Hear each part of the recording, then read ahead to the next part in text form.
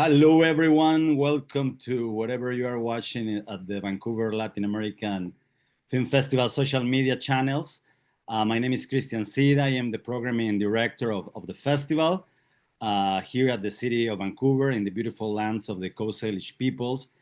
And before we begin, I'd like to remind you all that this dialogue and all of the dialogues at this year's festival are sponsored by Peliplat, a website where you can write your reviews. You can write the review of a great film we're about to talk today, which is A History of Love and War by Mexican director Santiago Mohar, who is right here in the Zoom with us from Tepoztlan in the state of Mexico. Santiago, welcome. Bienvenido to this chat with me at the Latin American Film Festival.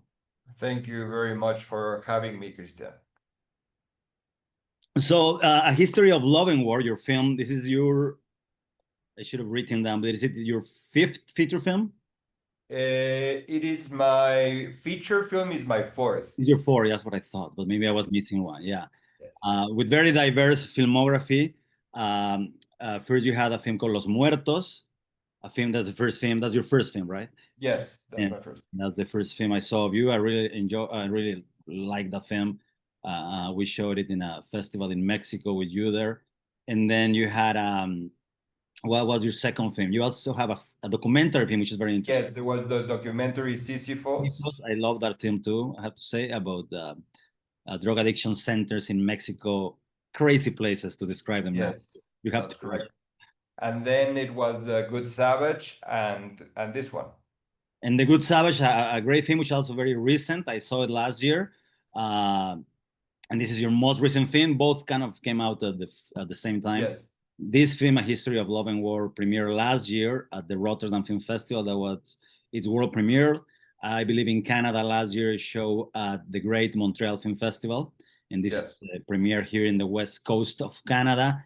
And I'm very excited because I really love this film, to be honest. I mean, I love all the films we show, but this film is my kind of film. I like all your films. I think this film is really an unusual film. And also, it's part of a section called Mexico Today. It's a section we created this year with 4 different films. We're a small festival. We don't show many films. Our sections are small. There are only 4 films, 3 films in the section, actually. One from Durango, Mexico, in the north of Mexico. That's where I'm from. It's called Carnalismo. There is another film from the state of Oaxaca, from the northern mountains of Oaxaca, called Chicharras. And this is also your film, A History of Love War, because a lot of films come from Mexico City, and we wanted to show different films with different perspectives. In your film, you are a Chilango filmmaker, Mexico City filmmaker, but it's not a film that takes place in Mexico City. It's a dystopian dream. I was gonna tell what the film is about, but I want you to describe what the film is about, because it's very unusual. So what for you is a film about in a synopsis? Well, the film in its most basic plot is about a real estate developer that is about to get married to his lifelong girlfriend, and is about to close like the biggest construction deal of his life, when his plans are interrupted by rural guerrilla movement that kidnaps him and turns his life dreams upside down, in a very brief summary of the film. But it is also about many other things, because it's a retelling of the story of the Emperor Maximiliano, who came to Mexico in the 19th century. It is a satire of many aspects of contemporary Mexico, but that can be seen throughout its history.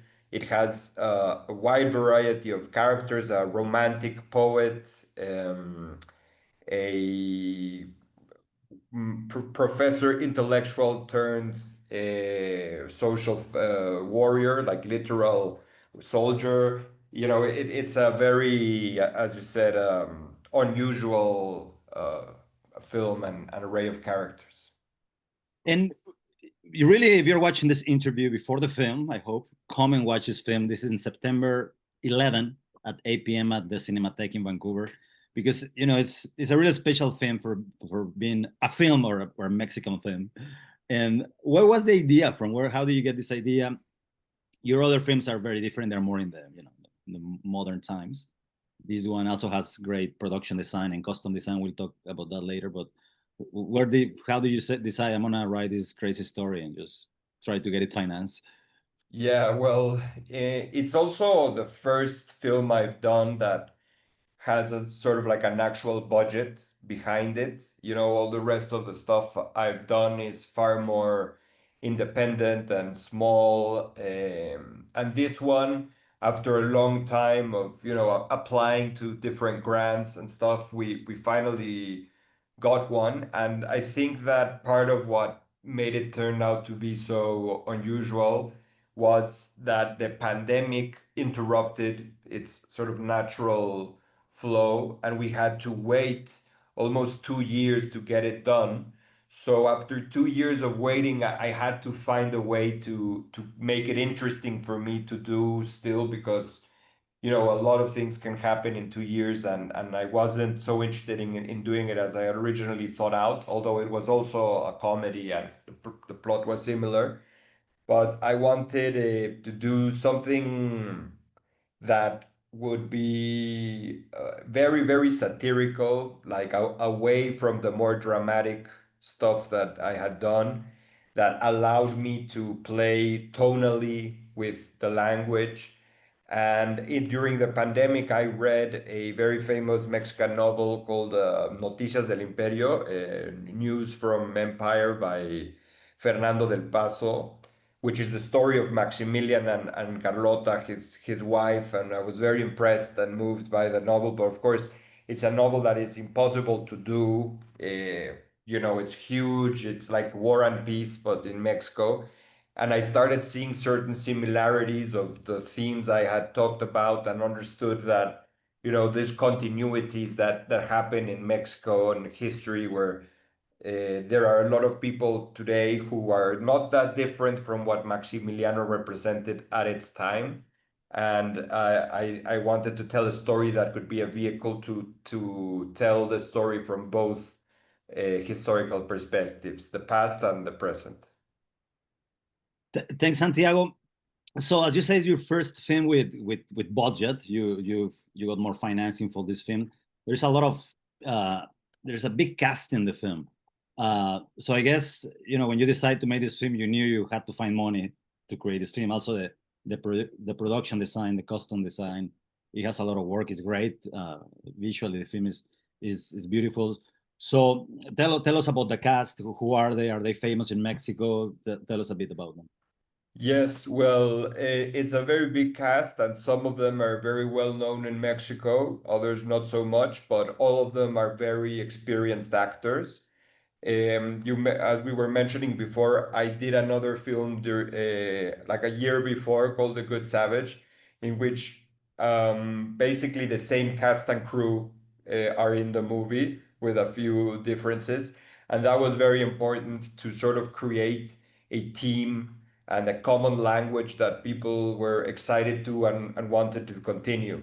So the main actor, Andrew Leland Rogers, that despite his name is very Mexican, he was my neighbor during the pandemic, so he was also a very important part of the creative process, because I was living, and he's also a method actor, so I was sort of like living with the character, and a lot of the jokes came about of being able to talk to him very frequently.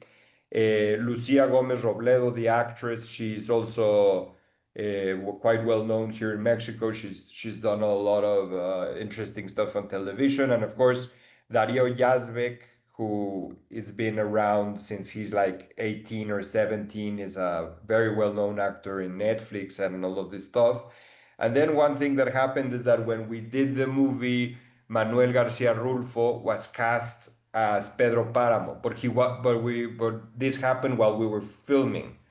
And after that, he did several other stuff, and now he's in Jurassic Park, and he's become really a star. But that wasn't the case when we were filming the movie. And we have Mónica del Carmen, who is a very consolidated actress here in Mexico, amongst the best actresses of her generation. So, you know, it was really very fortunate to have these talents on board, and it was, I think, the only way of managing, you know, such a complex tone with so many characters is that we were working with very professional and talented actors. Monica de Carmen has been at the festival a couple of times. We love her in Vancouver. So she's in the film, and yeah, she does a great character. She has. What about, how do you work with the production designer, the costume designer? Do you always envision the film like that, with this aesthetic? Yeah, well, I worked with the production designer Ana Ibarra, who is the best, definitely working in Mexico now. She's great.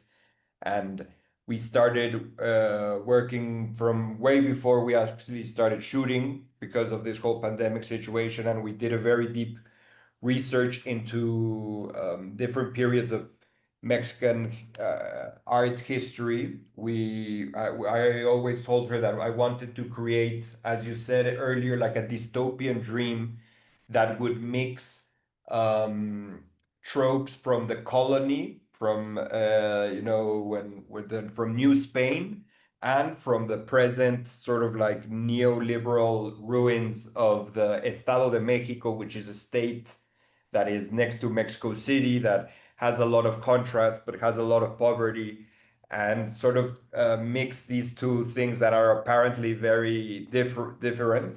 So there's a lot of references to the paintings of the 17th century, but it happens in the actual place and landscape of present day Estado de Mexico. That's where you are now, right, in Tepoztlan. That's Mexico. Well, I mean, it's Morelos, but Oh, it's that's Morelos. close. Sorry, I'm from Yes. north of Mexico. I'm lost. What's is this only your script? You are the only screenwriters? Yes. Yeah. Yes. You normally work in your films. It's only your scripts. Yes, except Good Savage that I co-wrote with Andrew, the actor. The rest of the stuff I work by myself. Okay. Well, Santiago, thank you very much. We want everybody to come and see your film. As I say, this is A History of Love and War, September 11, 8:15 p.m. at Cinematheque. This is one of the many Mexican films we have at the festival. What's your next project? Well, hopefully it will be a spy movie, but I think it's too soon to be able to say, but it will be a spy movie involving a plot to poison an important international politician with green chorizo, which is a delicacy of the state of Mexico, which you've probably tasted before. Yes, yes. Okay, okay. And just, because you are, as people say, an author cinema. You don't. I don't think you do works for. No, So that's how you see yourself working in the future, or you try to work with, companies like Netflix, Amazon, or how do you? well, I mean, I think that uh, I don't think that they will want to work with me. I would like to work with them, but you know this how this happens. So I'm happy to continue doing the movies the way I've done, with you know, to have the freedom to really try and do what want to do. But you know, cinema is in a very strange place. It's changing, so who knows what we will be doing in 10 years. But for the moment, I'll be staying close to my track. Santiago, thank you very much. Everybody, come and watch and see A History of Love and War at our 23rd edition of our festival. Gracias, Santiago. Gracias. Thank you.